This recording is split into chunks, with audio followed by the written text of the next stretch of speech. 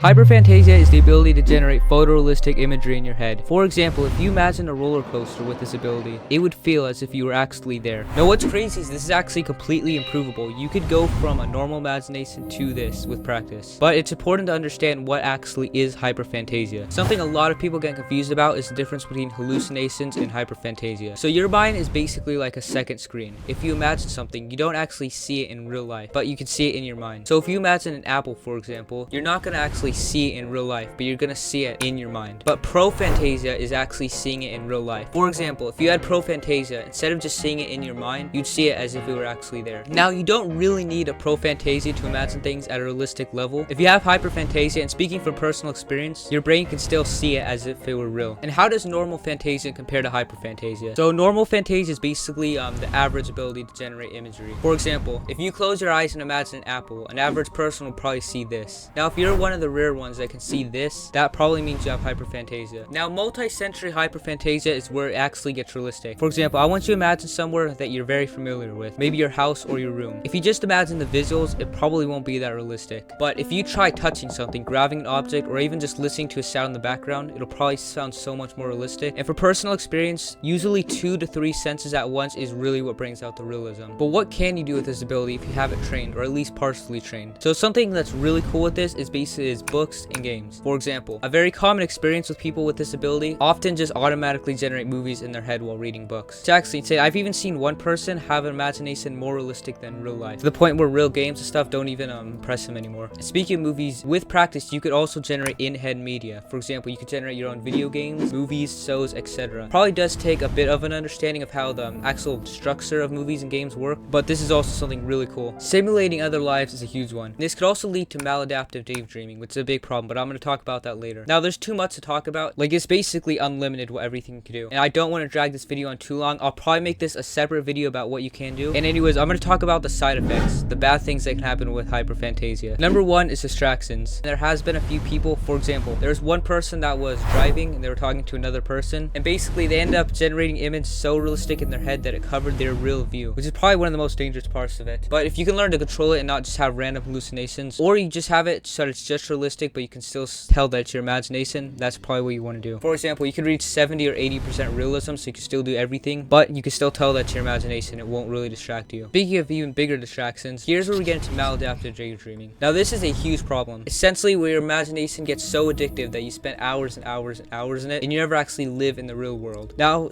me personally, I don't see how this is a bad thing if you train it, but at the same time, I do have more control over it, so I probably don't have the actual maladaptive experience. But especially as your imagination gets more and more realistic, this can be a huge problem if you have important things in your life. And then intrusive thoughts. It's basically a lot of people get intrusive thoughts, but this is at a whole nother scale. For example, there was one person that reported hearing the word zombie, and that one word made him generate a hyper-realistic zombie, like in his bedroom at night. And this can especially be a problem. For example, let's say you're reading a crime document, and your brain just starts generating the image so realistic in your head. To be honest, a lot of the good things about having a good imagination definitely outweigh the bad things, if you know how to deal with them. Because me personally, I haven't had that many problems with this, and I would definitely have hyperphantasia rather than normal phantasia any day. But how do you train this? Or is this something you can even train? Well, first thing is consistency. What I've noticed is it just compounds. For example, when I first started training, I didn't see that much progress. I saw a bit of progress when I learned how to generate faster and better. Then randomly, I just get huge breakthroughs. So it's not really linear. You're not going to get exactly 10% better every time you practice. You're probably just going to train every day, and it's just going to be breakthroughs, like random breakthroughs. Now, this is such a small, a niche